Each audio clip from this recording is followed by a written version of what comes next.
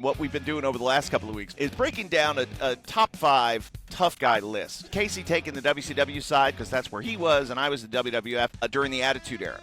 And I think some of this was born, what would have happened if? And as we remember, there was the infamous episode where DX rolled up to the Norfolk building, while WWF is across town at the other Norfolk building, and DX rolled up in a tank, in a Jeep or whatever it was. And that's some good TV.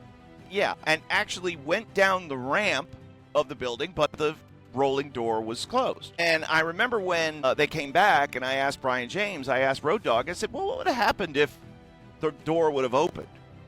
And, well, yeah, we kind of thought about that, and we just hoped that Haku wasn't on the other side of it.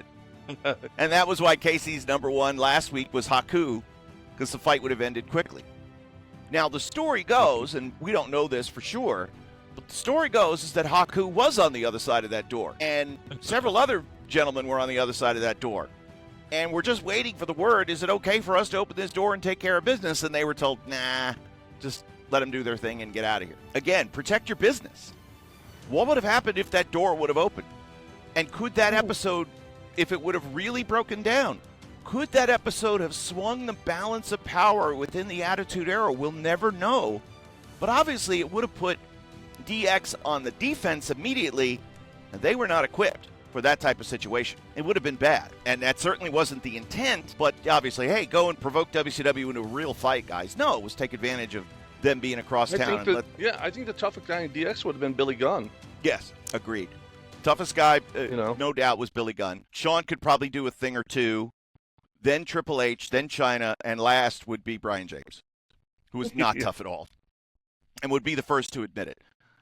Bullet Bob was tough. He was a Marine. His father, Bullet Bob Armstrong, was legendary tough. Steve Armstrong was tough. Great guy. Great guy. But Brad, nice guy, not tough. Scott, not tough. Nice guy, not tough. Not a tough family, but a great family. Yes, a great, great family. And, Bullet Bob definitely could have held his own in any of those situations.